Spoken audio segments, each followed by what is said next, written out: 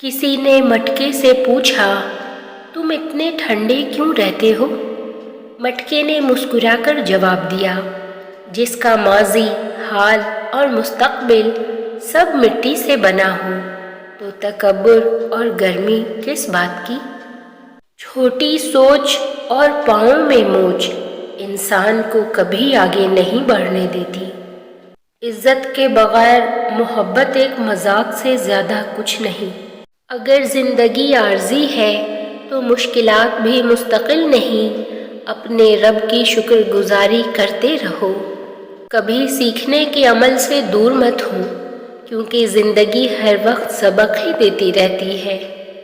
بات نیت کی ہوتی ہے صاحب۔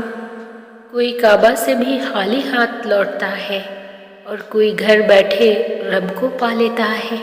روپیہ جتنا بھی گر جائے مگر اتنا کبھی نہیں گر پائے گا جتنا روپیہ کے لیے انسان گر چکا ہے۔ ہمیشہ اپنے نفس کی اصلاح کرتے رہیں، کیونکہ جو اپنے نفس کی اصلاح میں مشغول ہو جاتا ہے وہ لوگوں کے عیب سے بے نیاز ہو جاتا ہے۔ لوگ چاہتے ہیں کہ ہم ان کی امیدوں پر پورا اتریں، مگر ان سے کبھی کوئی امید نہیں رکھیں۔ دوسروں کے آنسوؤں کو زمین پر گرنے سے پہلے اپنے دامن میں جذب کر لینا انسانیت کی معراج ہے۔ دوسروں سے بدگمان ہونے میں جلدی مت کیا کریں۔ کچھ چیزیں ویسی نہیں ہوتی جیسی دکھائی دیتی ہیں۔ توڑ کر جوڑ لو چاہے دنیا کی ہر چیز کو، سب کچھ قابل مرمت ہے سوائے اعتبار کے۔ مومن پر 3 احسان کرو۔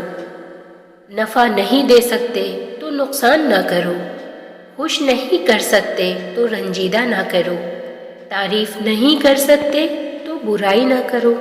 اپنے اندر کی سوچ کو صاف رکھیں، کیونکہ کشتیاں باہر کے پانی سے نہیں اندر کے پانی سے ڈوبتی ہیں۔